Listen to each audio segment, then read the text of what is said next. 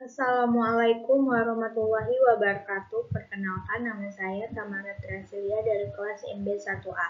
Di sini saya akan menjelaskan materi yang berjudul Saling Ketergantungan dan Keuntungan dari Perdagangan. Saling ketergantungan dan perdagangan. Pertimbangkan hari-hari biasa Anda. Anda bangun dengan jam alarm buatan Korea. Anda menuangkan jus jeruk untuk diri sendiri yang terbuat dari jeruk yang ditanam di Florida. Anda mengenakan pakaian terbuat dari katun yang ditanam di Georgia dan dijahit di pabrik-pabrik Thailand.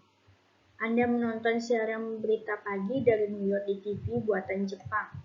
Anda berkendara ke kelas dengan mobil yang terbuat dari suku cadang yang diproduksi di setengah lusin negara berbeda.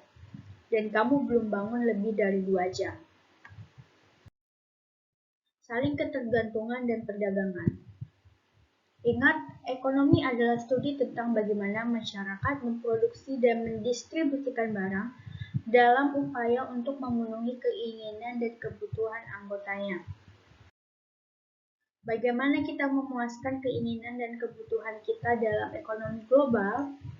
Kita bisa mandiri secara ekonomi. Kami dapat berspesialisasi dan berdagang dengan orang lain yang mengarah pada saling ketergantungan ekonomi. Saling ketergantungan dan perdagangan. Pengamatan umum. Individu dan negara bergantung pada produksi dan pertukaran khusus sebagai cara untuk mengatasi masalah yang disebabkan oleh kelangkaan. Tapi ini menimbulkan dua pertanyaan. Mengapa saling ketergantungan menjadi norma? Apa yang menentukan produksi dan perdagangan? Mengapa saling ketergantungan menjadi norma? Saling ketergantungan terjadi karena orang menjadi lebih baik ketika mereka berspesialisasi dan berdagang dengan orang lain. Yang menentukan pola produksi dan perdagangan. Pola produksi dan perdagangan didasarkan pada perbedaan biaya peluang. Sebuah perumpamaan untuk ekonomi modern. Bayangkan, hanya dua barang, kentang dan daging. Hanya dua orang, seorang petani kentang dan seorang peternak sapi. Apa yang harus dihasilkan masing-masing? Mengapa mereka harus berdagang? Peluang produksi petani dan peternak. Jam dibutuhkan untuk membuat 1 kilo. Petani membutuhkan 20 jam per kilo untuk daging, sedangkan peternak 1 jam per kilo untuk daging. Untuk petani membutuhkan 10 jam per kilo untuk kentang, peternak 8 jam per kilo untuk kentang. Jumlah yang diproduksi dalam 40 jam, petani jumlah 2 kilo daging, peternak 40 kilo daging, petani menghasilkan 4 kilo kentang, sedangkan peternak 5 kilo untuk kentang. Kemandirian. Dengan mengabaikan satu sama lain, masing-masing mengkonsumsi apa yang mereka hasilkan masing-masing. Batas kemungkinan produksi juga merupakan batas kemungkinan konsumsi. Tanpa perdagangan, keuntungan ekonomi berkurang. Batas kemungkinan produksi. A. Produksi petani. Di sini 4 pon kentang, 2 pon daging dihubungkan, dan di titik A 1 pon daging, 2 pon kentang. Begitu juga untuk produksi peternak, 5 pon kentang, 40 pon daging dihubungkan, dan di titik B 20 pon daging, 2,5 kentang. Petani dan peternak berspesialisasi dan berdagang. Masing-masing akan lebih baik jika mereka mengkhususkan diri dalam memproduksi produk yang lebih cocok untuk mereka hasilkan, dan kemudian berdagang satu sama lain. Petani harus menghasilkan kentang, peternak harus menghasilkan daging. Keuntungan dari perdagangan. Hasil tanpa perdagangan, apa yang mereka produksi dan konsumsi. Peternak 1 pon daging atau 5 ons daging, 2 pon kentang atau 1 kilo kentang. Peternak 20 pon daging sama dengan 10 kilo daging, 2,5 pon kentang sama dengan 1,5 kentang.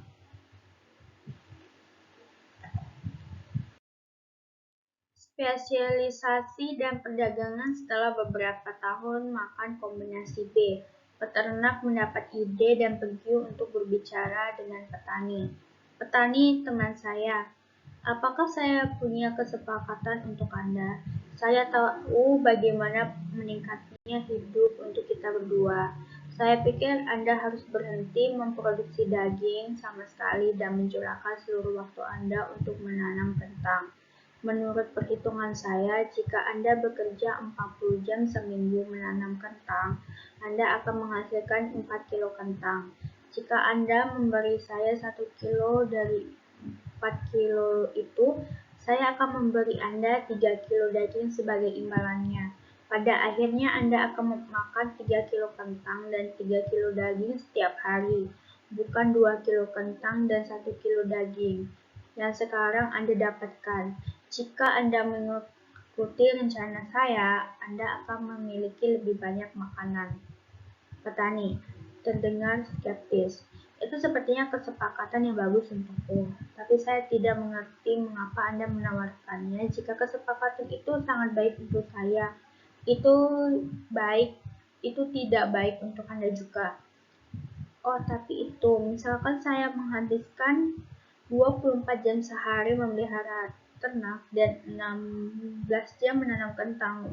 Kemudian saya bisa menghasilkan 20 kilo daging dan 3 kilo kentang. Setelah saya memberi Anda 3 kilo daging, saya sebagai ganti 1 kilo kentang Anda. Saya akan mendapatkan 21 kilo daging dan 3 kilo kentang, bukannya 20 kilo daging dan 2,5 kilo kentang yang saya sekarang dapatkan. Jadi saya juga akan mengkonsumsi lebih banyak kedua makanan itu daripada yang saya lakukan sekarang. Saya tidak tahu, ini terdengar terlalu bagus untuk menjadi kenyataan. Peternak, ini benar-benar tidak serumit kelihatannya. Di sini saya telah merangkum proposal saya untuk Anda dalam tabel sederhana. Petani, setelah berhenti sejenak untuk mempelajari tabel, perhitungan ini tampaknya benar, tapi saya bingung bagaimana kesepakatan ini bisa membuat kita berdua lebih baik. Kita berdua bisa mendapatkan keuntungan karena perdagangan memungkinkan kita masing-masing untuk berspesialisasi dalam melakukan yang terbaik.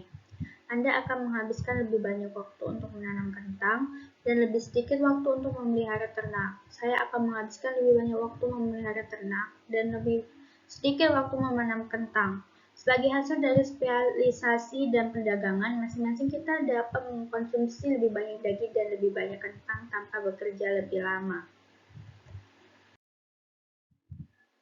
Keuntungan dari perdagangan. Di sini ada tabel. Di sini the outcome with trade, artinya hasil tanpa perdagangan, apa yang mereka produksi. Di sini petani tidak mendapatkan daging, tapi mendapatkan 4 kilo kentang, sedangkan peternak mendapat 24 kilo daging dan 2 kilo kentang. Apa yang mereka tukar?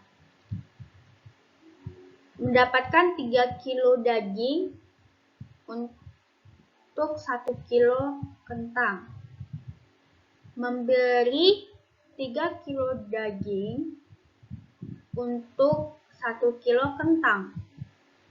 Apa yang mereka konsumsi? Setelah mereka memberi dan menerima, petani mendapatkan 3 kilo daging dan 3 kilo kentang. Sedangkan peternak 21 kilo daging dan 3 kilo kentang.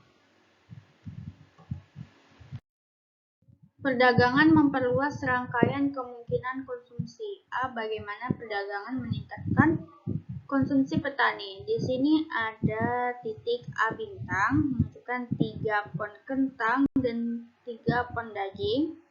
Di garis yang biru menunjukkan 4 pon kentang dan 2 pon daging. Dan di titik A 2 pon kentang dan 1 pon daging. Yang di titik A bintang konsumsi petani dengan perdagangan. Di titik A konsumsi petani tanpa perdagangan. Bagaimana perdagangan meningkatkan konsumsi peternak? Di titik B bintang menunjukkan 3 pon kentang dan 21 pon daging. Di garis yang biru 5 pon kentang dan 40 pon daging. Dan titik B 2,5 pon kentang dan 20 pon daging. Di titik B menunjukkan konsumsi peternak tanpa perdagangan. Dan di titik B bintang konsumsi peternak dengan perdagangan. Keuntungan dari perdagangan.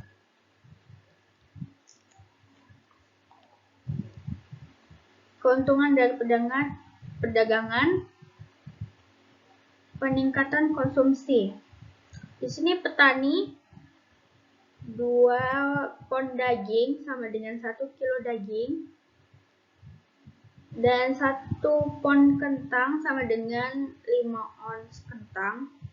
Peternak 1 pon daging sama dengan 5 ons daging. Setengah pon kentang sama dengan 2,5 ons kentang. Prinsip keunggulan komparatif. Selisih biaya produksi menentukan hal-hal berikut. Siapa yang harus menghasilkan apa, berapa banyak yang harus diperdagangkan untuk setiap produk. Siapa yang dapat memproduksi kentang dengan biaya lebih rendah, petani atau peternak. Perbedaan biaya produksi. 2 cara untuk mengukur perbedaan biaya produksi. Jumlah jam yang dibutuhkan untuk menghasilkan 1 unit output atau misalnya 1 pon kentang. Biaya peluang mengorbankan 1 kebaikan untuk kebaikan lainnya. Keuntungan mutlak. Menggambarkan produktivitas satu orang, perusahaan, atau bangsa dibandingkan dengan yang lain. Produsen yang membutuhkan input dalam jumlah yang lebih sedikit untuk menghasilkan suatu barang dikatakan memiliki keunggulan absolut dalam memproduksi barang tersebut. Keunggulan komparatif. Membandingkan produsen barang menurut biaya peluangnya.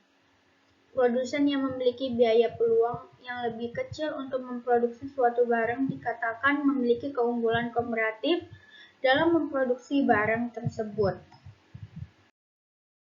Spesialisasi dan perdagangan. Siapa yang memiliki keunggulan absolut? Petani atau peternak? Siapa yang memiliki keunggulan komparatif? Petani atau peternak? Keuntungan mutlak. Peternak hanya membutuhkan 8 jam untuk menghasilkan 1 kilo kentang, sedangkan petani membutuhkan 10 jam. Peternak hanya membutuhkan 1 jam untuk menghasilkan 1 kilo daging, sedangkan petani membutuhkan 20 jam. Peternak memiliki keunggulan absolut dalam produksi daging dan kentang. Biaya peluang daging dan kentang. Peternak hanya membutuhkan 8 jam untuk menghasilkan 1 kilo kentang, sedangkan petani membutuhkan 10 jam. Peternak hanya membutuhkan 1 jam untuk menghasilkan 1 kilo daging, sedangkan petani membutuhkan 20 jam. Biaya peluang daging dan kentang. Di situ untuk tabel yang di atas, saya sudah menjelaskannya tadi ya. Saya akan menjelaskan kemungkinan biayanya saja. Di situ ada 1 kilo daging, ada petani dan peternak. Petani menghabiskan 20 jam per kilo dibagi 10 jam per kilo sama dengan 2 kilo kentang. Peternak 1 jam per kilo dibagi 8 jam per kilo sama dengan 1/8 kilo kentang. Di sampingnya di situ ada 1 kilo kentang, 2 kilo dibagi 4 kilo sebenarnya 1,2 kilo daging, 40 kilo dibagi 5 kilo sama dengan 8 kilo daging. Jadi di bawahnya itu 1 kilo daging petani, 2 kilo kentang peternak, 1/8 kilo kentang, 1 kilo kentang petani, setengah kilo daging peternak, 8 kilo daging. Keunggulan komparatif. Opportunity cost petani 1 kilo kentang adalah 8 kilo daging, sedangkan opportunity cost petani 1 kilo kentang adalah setengah kilo daging. Biaya peluang peternak 1 ton daging hanya 1/8 kilo kentang, sedangkan biaya peluang petani 1 kilo daging adalah 2 kilo kentang. Jadi, peternak memiliki keunggulan komparatif dalam produksi daging, tetapi petani memiliki keunggulan komparatif dalam produksi kentang. Prinsip keunggulan kooperatif. Keunggulan kooperatif dan perbedaan biaya peluang adalah dasar untuk produksi dan perdagangan khusus. Setiap kali pihak perdagangan potensial memiliki perbedaan dalam biaya peluang, mereka masing-masing dapat memperoleh manfaat dari perdagangan. Manfaat perdagangan. Perdagangan dapat menguntungkan semua orang dalam suatu masyarakat karena memungkinkan orang untuk berspesialisasi dalam kegiatan di mana mereka memiliki keunggulan kooperatif. Adam Smith dan perdagangan. Dalam bukunya tahun 1776, An Inquiry into the Nature and Cause of the Wealth of Nations, Adam Smith melakukan analisis terperinci tentang perdagangan dan saling ketergantungan ekonomi yang masih dipegang teguh oleh para ekonom hingga saat ini. David Ricardo dan perdagangan. Dalam bukunya yang berjudul Principles of Political Economy and Taxation tahun 1816, David Ricardo mengembangkan prinsip keunggulan kooperatif seperti yang kita kenal sekarang. Haruskah Tiger Woods memotong rumputnya sendiri? Ringkasan, saling ketergantungan dan perdagangan memungkinkan orang untuk menikmati jumlah dan variasi barang dan jasa yang lebih banyak. Orang yang dapat memproduksi barang dengan jumlah input yang lebih kecil memiliki keunggulan absolut. Orang yang biaya peluang yang lebih kecil memiliki keunggulan kooperatif. Keuntungan dari perdagangan didasarkan pada keunggulan kooperatif, bukan keunggulan absolut. Keunggulan kooperatif berlaku untuk negara dan juga orang. Sampailah di ulasan grafis. Untuk di sini saya sudah menjelaskannya. Ini sama dengan yang tadi. Untuk batas kemungkinan produksi petani dan peternak. Kemudian perdagangan memperluas rangkaian kemungkinan konsumsi untuk petani dan peternak. Sekian dari penjelasan materi yang bisa saya jelaskan. Jika ada salah kata mohon dimaafkan. Wassalamualaikum warahmatullahi wabarakatuh.